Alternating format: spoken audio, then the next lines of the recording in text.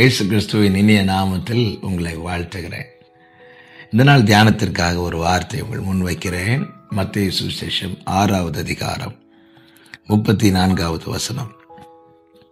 ஆகையால் நாளைக்காக கவலைப்படாதிருங்கள், நாளைய தினம் தன்னுடையவைகளுக்காக கவலைப்படும். அந்தந்த நாளுக்கு அதின் பாடுகள் போதும்.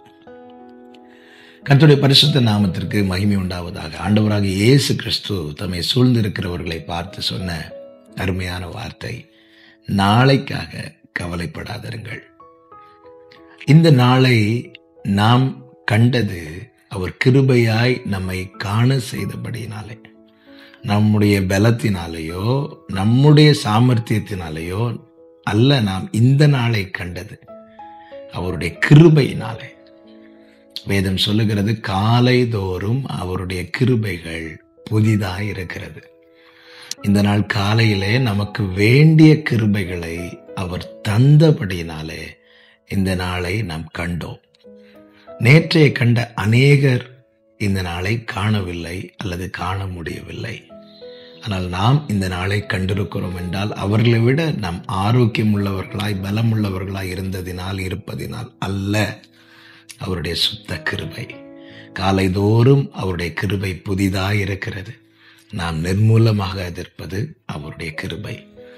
இந்த நாளிலே தேவன் தம்முடைய கிருபைகளை தந்து இந்த நாளை காண செய்திருப்பது, நாளை குறித்து இந்த நாளில் இருந்து கலங்குவதற்கு அல்ல, மாறாக இன்று நாம் செய்ய வேண்டிய காரியங்களை செய்து முடிக்க, அல்லது நமக்கு நியமிக்கப்பட்ட ஓட்டத்தில் இன்று நாம் கடக்க வேண்டிய தூரத்தை ஓடி முடிக்கதான் கர்த்தர் இந்த நாளை கிருபையாய் காண செய்திருக்கிறார். காலைதோறும் அவருடைய கிருபை புதிதாய் இருக்கிறது என்றால், இன்று தேவன் தந்த கிருபைகள் இந்த நாளில் என்ன செய்ய வேண்டுமோ அதை செய்வதற்கு, இன்று எப்படி வாழ வேண்டுமோ அப்படி வாழ்வதற்கு, நாளைக்கு வேண்டிய கிருபைகளை நாளை காலை தேவன் தருவார். எனவே இன்று பெற்றுக்கொண்ட கிருபையை வைத்து நாளை குறித்து கலங்கி அந்த கிருபையை போக்கடிக்க வேண்டாம். இன்று தேவன் நமக்கு செய்யும்படி ஒப்படைத்த கடமைகளை, கிரியைகளை நாம் செய்து முடிக்கவே தேவன் தம்முடைய கிருபைகளை தருகிறார். கிருபையை விருதாவாக்காதபடிக்கு நாளை குறித்து கலங்காதிருங்கள். ஒன்றை கூட நான் சொல்ல விரும்புகிறேன். நேற்றைய நாளை நாம் கடந்து வந்திருக்கிறோம், இன்றைய நாளை நாம் காண்கிறோம்.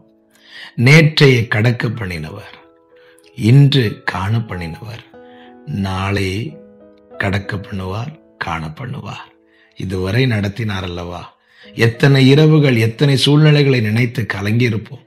அதையெல்லாம் தாண்டிதான், அதையெல்லாம் தேவன் கடக்க பண்ணிதான் இந்த நாளை கிருபையாய் காண செய்திருக்கிறார்.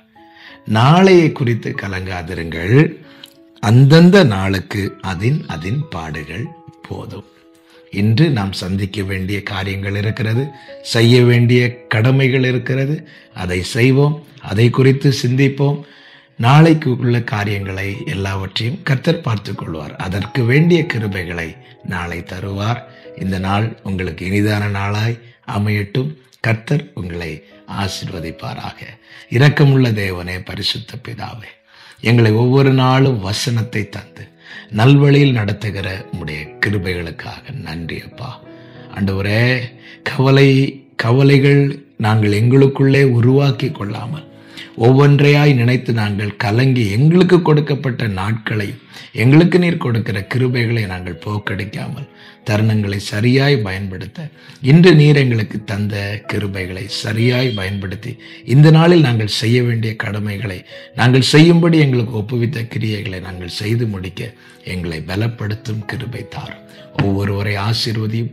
அநேக காரியங்களை குறித்து கலங்கிற நிலையில் அதை யார் கேட்டுக்கொண்டிருந்தாலும் கர்த்தாவே, அதை தாங்க, அந்தந்த நாளில் அதை நடப்பிக்க வேண்டிய கிருபைகளை நீர் தருவீர் என்கிற நம்பிக்கை உடைய பிள்ளைகளுக்குள்ளே உண்டாவதாக.